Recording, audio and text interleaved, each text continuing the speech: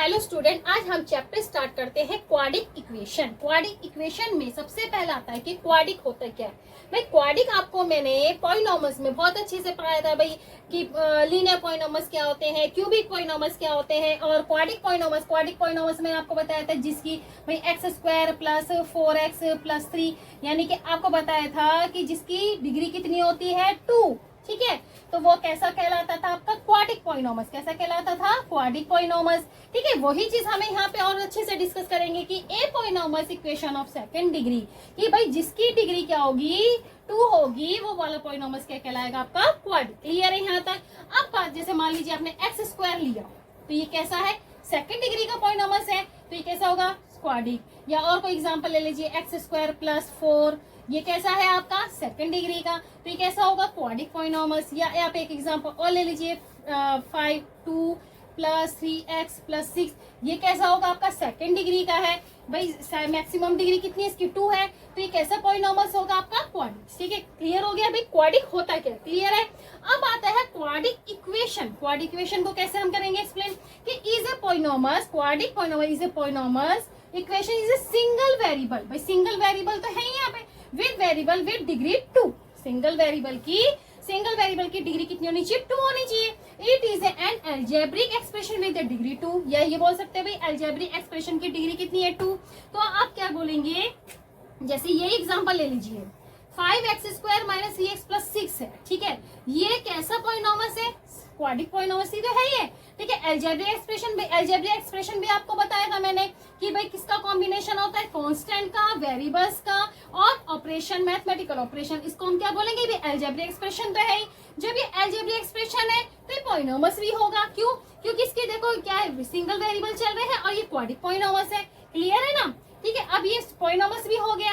अब ये पॉलिनॉमियल्स जो है वो कैसा है सिंगल वेरिएबल का है, डिग्री भी 2 है। जब ये सारे कॉम्बिनेशन हो जाता है तो क्या बन जाता है आपका ये क्वाड्रिक इक्वेशन। क्लियर है। अब दूसरी बात आती है कि भाई क्वाड्रिक जो एवरी क्वाड्रिक पॉलिनॉमियल्स होंगे, इक्वेशन जो होगी उसके क्या होंगे 2 सोल्यूशन। क्यों होंगे भाई, इसकी पावर कितनी है 2, भाई डिग्री कितनी इसके 2 है, तो 2 होंगे तो कितने सोल्यूशन निकलेंगे 2 सोल्यूशन निकलेंगे। अगर मान लो कोई भी इक्वेशन ले लेते, क्यूबिक पॉलिनॉमियल्स लेते थे हम, ठीक है, ये लेते थे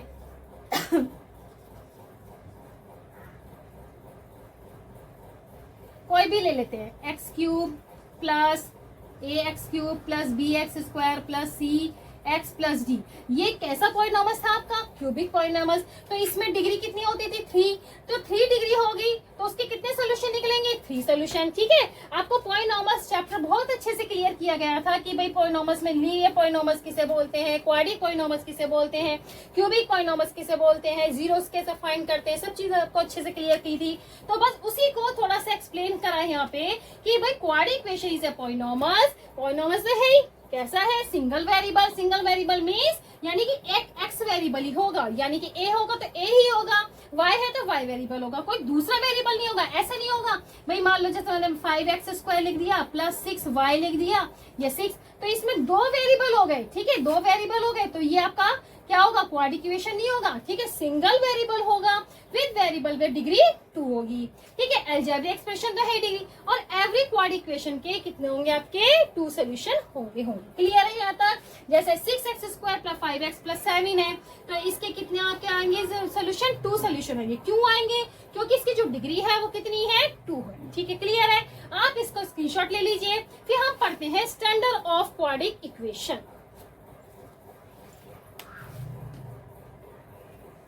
चलिए अब टॉपिक है हमारे पास स्टैंडर्ड फॉर्म में क्वाड्रिक इक्वेशन। क्वाड्रिक इक्वेशन क्या होती है स्टैंडर्ड फॉर्म में, an equation of the form ax plus bx plus c equal to 0 is called a quadratic equation in variable x where a, b and c are real numbers and a not equal to 0। क्या condition है भाई कि आपके पास कि quadric equation की form में ये है और x वेरिएबल भी है a b c, यानी कि a जो है वो आपका नॉट इक्वल टू, अगर ये a 0 हो जाएगा तो क्वाड्रिक पॉलिनॉमियल्स ही नहीं बनेगी, क्वाड्रिक इक्वेशन ही नहीं बनेगी।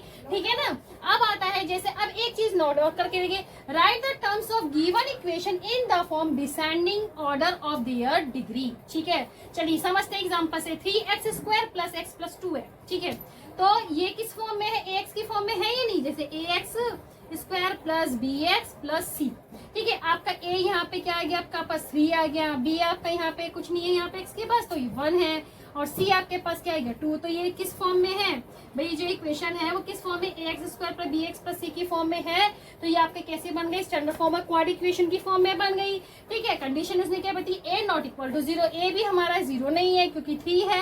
अगर 3 हो जाता है, ठीक है, सपोज अगर ए 3 0 हो जाता है तो ये क्वाड्रिक इक्वेशन नहीं होगी। ठीक है, जब ये एक्स स्क्वायर ही नहीं होगा तो ये तो लीनियर की बन जाएगी ना भाई, लीनियर की बन जाएगी।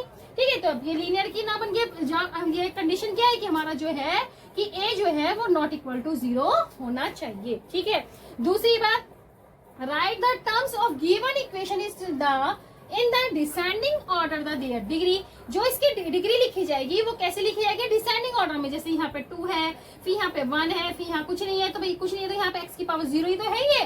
ठीक है, डिसेंडिंग ऑर्डर में लिखनी होगी। मान लो सपोज मैंने ऐसे लिख दिया x plus x square plus 8, तो क्या ये है भाई क्वाड्रिक इक्वेशन तो बन रही है, लेकिन जो इसकी जो डिग्री है डिसेंडिंग ऑर्डर में है या नहीं है। तो ये क्या हो जाएगा कि भाई इसके जो ऑर्डर लिखे जाएंगे कैसे लिखे जाएंगे, डिसेंडिंग ऑर्डर में लिखे जाएंगे, यानी कि पहले 2 फिर 1 फिर 0। ठीक है, क्लियर है, अच्छे समझ में आ रहा है। अब हम बताते हैं आपको कि चेक कैसे करते हैं क्वाड्रिक इक्वेशन को चेक करना। ठीक है, आप इसे नोट कर लीजिए। ठीक है,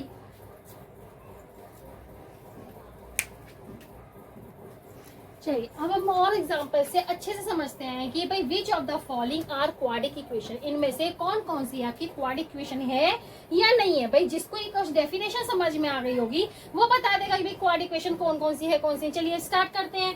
ठीक है, एक्स स्क्वायर 5x प्लस 3, आप बताइए ये क्वाड्रिक इक्वेशन है या नहीं है। भाई बिल्कुल है, क्यों, क्योंकि देखो ये किस फॉर्म में है, A X square plus B X plus C की फॉर्म में है या नहीं। भाई यहाँ पे ए आपका क्या है 1 है, बी आपका यहाँ -5 है, सी आपका यहाँ पे क्या है 3 है, बिल्कुल सी फॉर्म में है। तो यानी कि आपकी क्वाड्रिक इक्वेशन की फॉर्म में है, तो यानी कि आपका क्या है क्वाड्रिक इक्वेशन है।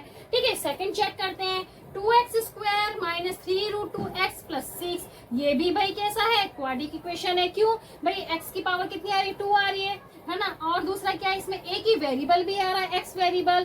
ठीक है, और दूसरे चेक करना बताया था मैंने कि आपको भाई एक वेरिएबल होगा और इसकी क्या डिग्री होगी 2, और ये डिसेंडिंग ऑर्डर में भी है, देखो 2 है फिर 1 है फिर ये 0 है। तो ये कैसा है आपका, ये भी क्या है क्वाड्रिक इक्वेशन है। क्लियर है, ये भी क्वाड्रिक इक्वेशन है। अच्छा नेक्स्ट चेक करते हैं, 3x square minus 2 root x plus 8, ये क्वाड्रिक इक्वेशन है नहीं है।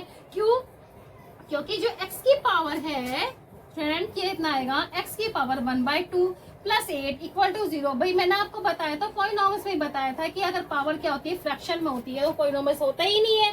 ठीक है, तो हमारी जो पावर होनी चाहिए वो कैसे होनी चाहिए, होल पावर में होनी चाहिए। ठीक है, पॉजिटिव कितना है, पॉजिटिव भी होना चाहिए। तो ये 3x स्क्वायर माइनस 2 रूट की पावर कितना, x की पावर कितना है 1/2 प्लस 8, तो ये पॉलिनॉमियल्स नहीं है। ठीक है, अब आपके पास क्या आता है next question, 2x square minus 3 equal to 0, ये भी पॉलिनॉमियल्स है सिंपल सी। भाई 2x स्क्वायर आ रहा है, यहाँ 0 आ रहा है, भाई ये जरूरी नहीं है कि x हो। ठीक है, तो ये पॉइंट वो डिग्री, भाई इसकी डिग्री कितनी आ रही है 2 आ रही है, एक वेरिएबल आ रहा है, तो ये आपका कैसा होगा, ये भी क्वाड्रिक इक्वेशन होगा, उस फॉर्म में है ये। ax plus B X plus C की फॉर्म में है, a आपका 2 है, b आपका 0 है, c आपका 3 माइनस के 3 है। ठीक है, अब इसे चेक करते हैं, x plus 1/x is equal to x square, इसका ऐसा लेते हैं एक्स स्क्वायर, x की यहाँ मल्टीप्लाई करेंगे x का क्यूब प्लस एक्स स्क्वायर की यहाँ multiply x cube plus 1x आएगा इक्वल टू एक्स स्क्वायर। इसे सॉल्व करेंगे कितना आ जाएगा आपके पास, x का cube plus x equal to x की पावर 4, तो x की पावर 4 प्लस x का cube minus x equal to 0। तो क्या ये आपका है क्वाड्रिक इक्वेशन, नहीं है। क्यों, क्योंकि जो इसकी डिग्री है वो क्या है 4। भाई 1 वेरिएबल तो है, x वेरिएबल है, चलो मान लेते हैं। ठीक है, वो भी है, अलजेब्रिक एक्सप्रेशन भी है, ये भी मान लेते हैं, लेकिन इसकी जो डिग्री है वो कितनी है 4 है। तो ये आपका क्या है 4 वाला क्या है, डिग्री कितनी होनी चाहिए हमारे पास, मैक्सिमम 2 होनी चाहिए थी। तो ये हमारा क्वाड्रिक इक्वेशन नहीं है क्योंकि इसकी डिग्री कितनी आ रही है 4 आ रही है। ठीक है, अच्छा नेक्स्ट क्वेश्चन चेक कर लेते हैं, यहाँ करते हैं। ठीक है, x की पावर 2 प्लस 1/x की पावर 2 इज इक्वल टू 4 1/4, ऐसे में लिया x स्क्वायर x की पावर 4 प्लस 1, यही पता लग रहा है भाई 4 आ रहा है, तो ये क्वाड्रिक पॉलिनॉमियल्स तो है ही नहीं, 4 4 जा 16 प्लस 1 17/4 आएगा 4x की power 4 plus 4 equal to 17x की पावर 2 4x की power 4 minus 17x square plus के 4। तो क्या ये आपका क्वाड्रिक इक्वेशन है? बिल्कुल नहीं है, क्योंकि x की पावर देखिए डिग्री कितनी इसकी 4 है, तो हमारे पास कंडीशन क्या रहेगा हमें डिग्री कितनी होनी चाहिए 2 होनी चाहिए।